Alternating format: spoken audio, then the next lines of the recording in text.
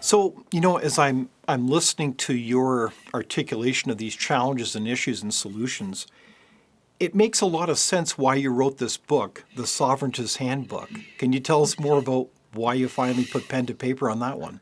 Sure. Well, and I've been active in this since well, I was a lot less gray. I was only 29 when I founded the Alberta Independence Party. I'd been politically active since my early 20s with Reform Party and such. And I'd come to the conclusions that we were hitting a stalemate and we needed something to shake up the, the, the status quo. And independence I saw as the path towards doing it. But I really didn't have a clue what I was doing.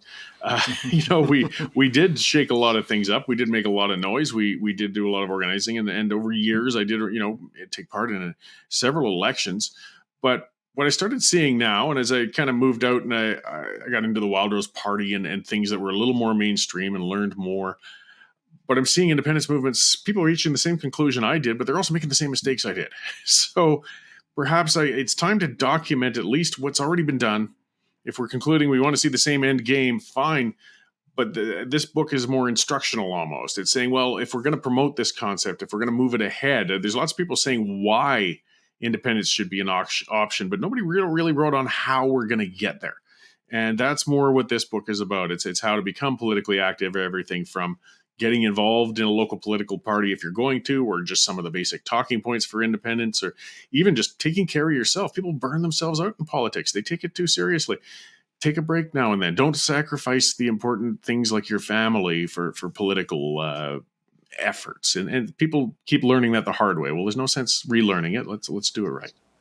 Well, I certainly enjoy the book. I recommend it to people, Cory. But one of the things I did like about it is that, again, you focused on more about the how. Can citizens actually make a difference, would be my question then to you, Cory. Yes, and they most definitely can. I mean, our system is still actually not that bad for people if they want to take part in it. If they will become engaged, if they'll become active, they can very much influence political policy, political directions, and even as something as major as an independence movement. As I note in the book, it's only 2 to 3% of Canadians are even members in a political party. 2 to 3%. That's it. Wow. That's it. And, once in a while, you'll see a little spike with a leadership race going on or something when heavy sales have happened. But even then, that only brings up to 5-6%. And those memberships tend to expire after the race. So these are the number of people that are actually influencing and controlling the political party who may be in power in your province. So you're actually being governed by a much smaller minority than you think.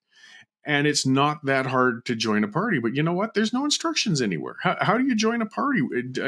What happens when you join a party? What does a membership entitle you to? What can you do within a party once you're a member? So again, I put that within the book because it can be a bit intimidating for people. They didn't teach you that in school. You go to a meeting, it might seem as if everybody knows what they're doing and you don't, when you're the new guy. Well, here's the basics. It's not that hard, actually.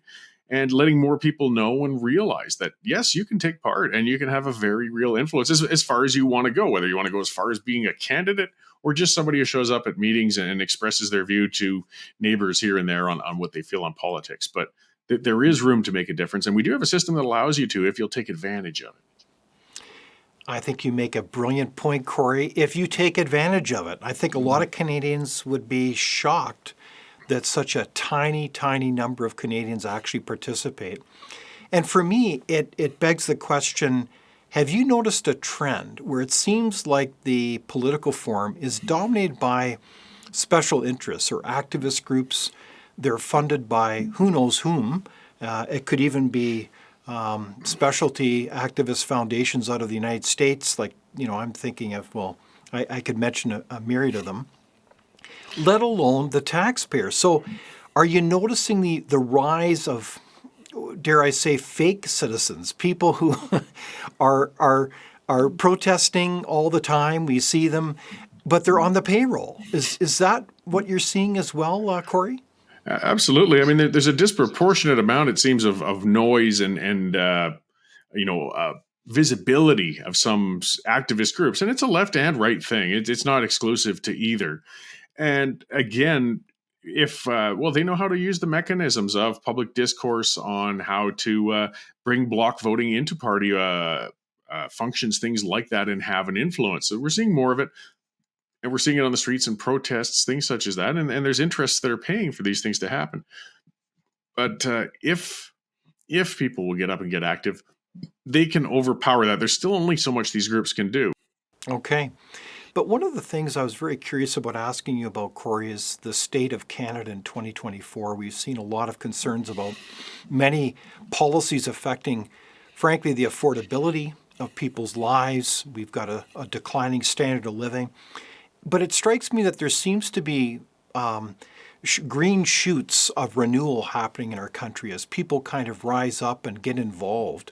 And they really want to have a voice in the renewal of this country. I think that the numbers of people involved in the UCP are testimony to that. I also look at, in BC, a fascinating story of how there was a BC Conservative Party that kind of came out of the blue, pardon the pun, and ended up giving the incumbent NDP party a run for its money. And now the NDP will be establishing a bare majority party. And there's other parts of that in the rest of the country as well. So are you seeing that as positive signs that people want to be more involved as part of that populist movement? They don't want to just sit back and let the so-called elites of the country, the so-called special interests of the country run our lives. Are you seeing the same trend? Most definitely. There's a chafing against I guess you could call it the establishment. And I believe that's what happened with the BC Liberal Party when they were acting as if old party style. They were being very selective on who could run for them. They were taking very middle of the road stances, being mushy. People wanted change. And the Conservatives offered that, and Rustad, really pulled them together. Took a party from what it had 2% support 18 months ago to being right on the edge of actually winning government. And he's got a very strong opposition mandate now, and there's a very humbled NDP sitting in there that realizes that if they want to be more than one term after this, they're going to have to be more pragmatic in their policies. That took ground organization an amazing amount, and people getting up to say, yes, I've had it with the status quo. I want something fresh. And it can be dangerous. Populism, it's funny, we see again, some people spit it out as if it's a bad thing, and it can be. I mean, there's been some populist movements that were reactionary to factors, and people did some terrible, terrible things. I don't see that coming at this point, but we do have to be careful with populism. I mean, if people are all worked up over something, they can embrace some damaging policies in the long run too. You don't want the mob getting together, but I don't see that. I see that as engaged citizens right now. I mean, we didn't see people screaming in the streets or suppressing votes or being, untoward, like I guess the dangerous populist movements of the past. We just saw people getting up and casting their ballots and making a heck of an impact. Indeed. So is part of this renewal of populism where people want to be much more active, it seems to be, is part of that just, naturally coming out of the management of COVID-19 where you had, amazingly, an incredible clampdown on basic rights and freedoms that we thought we had, even on bodily autonomy of all things.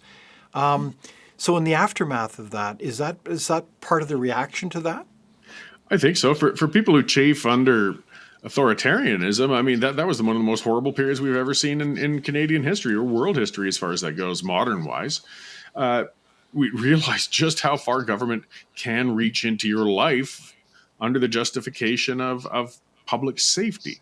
Now, Indeed. and people are still debating and still litigating with everything that happened at that time. But I think a lot of people got very uncomfortable and squeamish and realizing just how vulnerable we are in periods like that. I mean, as for myself, I wasn't, I don't have as much problem with the vaccination itself as a lot of people do. But I had some very serious problems with the mandates, with the coercion, with Indeed. the Yes. pressuring people into that. Likewise with the quarantines. I mean, you were separating families, and we just didn't see a demonstration of the risk that justified the amount of social damage that was caused by that government intrusion into our lives. I'm more inclined to do these things when somebody asks me to do them and reasons with me, rather than when they put the gun to the head and say, yeah, if you have a gathering of more than 4 people, we're going to charge you. Exactly. That gets my back up, and that gets people like me to say, well, I'm going to get active and make sure this can't happen again. And that's part of it. Getting back to Premier Kenney, even though he's more of a classical liberal kind of person, he still was of the government that clamped down on people's rights like that, and the members lashed back at him in the worst way, and it knocked himself out of power through it. But isn't that the punchline, Cory? Is that power a la Lord Acton? Power corrupts, and ultimate power corrupts absolutely. So we desperately need to maintain these traditions and wisdom of checks on power so that there's room for citizens to be active and help shape our country together. Isn't that the point? Exactly. And we are the check. We are the balance. And we do have the system. Like I said, I rail against the system, but we do have good democratic controls. The people who drafted that Constitution weren't all that bad. It's just out of date in a lot of ways, particularly regionally. Right but we on. have a lot of ability as citizens, as individuals, to hold our politicians to account and get ourselves government. But we have to do it. And again, the ones who don't feel that we should do it. I mean, another aspect of the pandemic times, think about, one of the things authoritarians, the first things they do if it's a terrible time too, is they shut down the ability to gather in large groups. It would be illegal in East Berlin, to have more than 5 people on the street at the same time after a certain hour, because it's not for public health. It's just they don't want people organizing to pressure against the government. That wasn't the motivation of stopping people, I think, from gathering when it came to COVID, but the fact that they intruded on a right that is so important and precious, people don't realize that right to assembly, that right to gather, again, it should set off alarm bells for a lot more people right now. Like, absolutely, Cory. Let's be real. It was kind of a crock. If you have people, you could go to the liquor store, you could go to Walmart, but you sure couldn't worship. No. How do you square that circle? It's beyond me. They were pretty darn selective with their enforcement. No, it's pretty ridiculous. So as we wrap up today's far-ranging discussion, and this has been a great discussion, Cory, what can we as citizens do? What's your top 2 lists that we should be doing as citizens? Job 1. Job 1, get engaged somewhere. Look around yourself. Just see what you can do, because you know what, it's satisfying. It can be fun. Start small. Join your local community association, or if you're more political, join a constituency association with a party, whether they have a seat or not. Just get involved. Go to a meeting. Take part. It really can be fun. It can be satisfying, and it leads to positive change. The other aspect, I guess, is just getting back to community outside of organized things. The thing I missed, I didn't see in the city that I'm enjoying down here in the rural area. Get out and talk to your neighbors. Don't call bylaw when you got a problem with them. Right on. Knock on the door and see if you can reason with them. Sometimes the neighbor's just a jerk and nothing's going to work besides a bylaw. Fair enough. But you know what? Start with the door knock. Don't start with the enforcement. And I think we'll all be a lot better for it. I'm with you, Cory Morgan. Thanks so much for talking with us today about citizenship in Canada, and all the best. Oh, thanks. It was a pleasure talking to you. Without open discussion and debate, you're not thinking, nor are you free. Comment below. We'd love for you to join the conversation.